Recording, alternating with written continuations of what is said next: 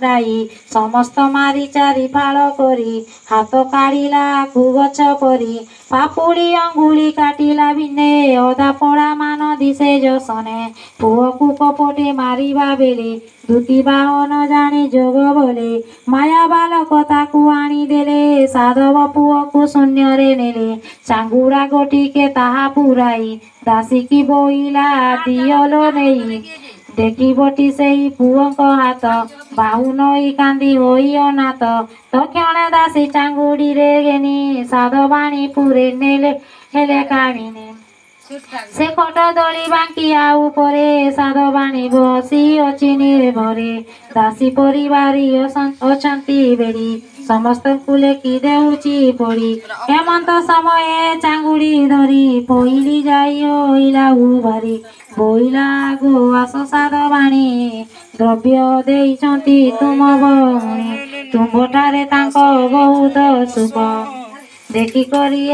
ସାଇଟି ରଖ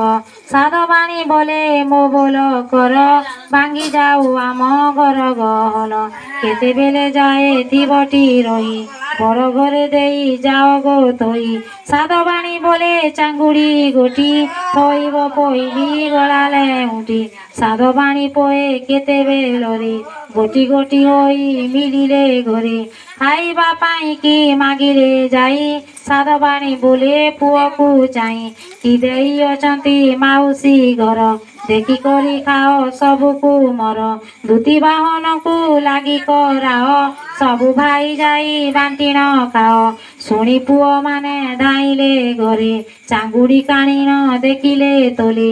ହାତ ଖଣ୍ଡ ଖଣ୍ଡ କାଟିଛି ଯାହା ଆକୁ ଖଣ୍ଡ ଖଣ୍ଡ ହୋଇଛି ତାହା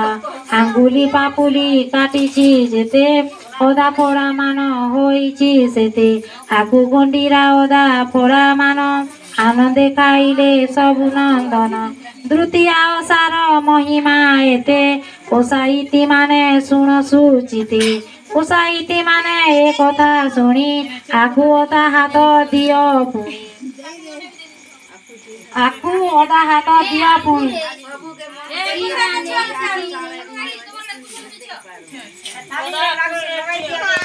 ଶେଷ ଗୀତେ ଭଣିଲେ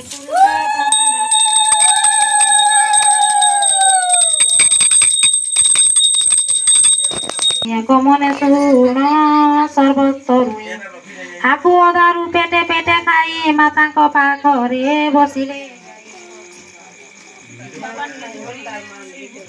ଅତି ଆନନ୍ଦ ସାଧବାଣୀ ମନ ପୁଅକୁ ମୁଖରେ ଦେଲା ଚୁମ୍ବନ ମାତାକୁ ବୋଇଲେ ସବୁକୁ ମର ଭଲା ଆମ୍ବେ ଯିବୁ ମାଉସୀ ଘର ମାତା ଯେ ବୋଇଲେ ଶୁଣରେ ବାବୁ ମାଉସୀର ଦୟା ଅଟଇ ସବୁ ଏବେ ଯାଅ ଦେଖି ମାଉସୀ ଘର ବସିଥିବ ଯାଇ ସବୁକୁ ମର ମାତାର ବଚନେ ସବୁକୁ ମରେ ଚଲିଲେ ମିଳିଲେ ମାଉସୀ ଘରେ ମାଉସୀ କେତେ ମଣୁଥିଲା ସୁଖ ଦେଖି କରି ମନେ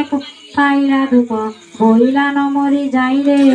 କେଉଁ ଦେବତା ଜଗିଥିଲା କାମ ପୁତୁରା ମାନେ ହୁଅନ୍ତି ଓ ବୋଲି କଲ୍ୟାଣ କରି ବୋଲି ମୋର ବେଗି ଦେଖିନ ମନେ କଳା ବଡ଼ ରୋଷ ଟିକି ଟିକି କରି କାଟିବି ମାଂସ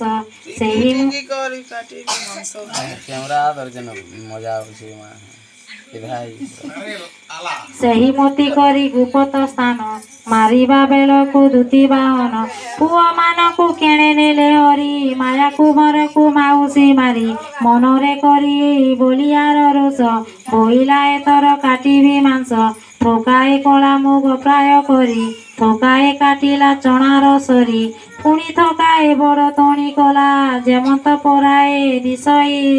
ସ୍ନେହା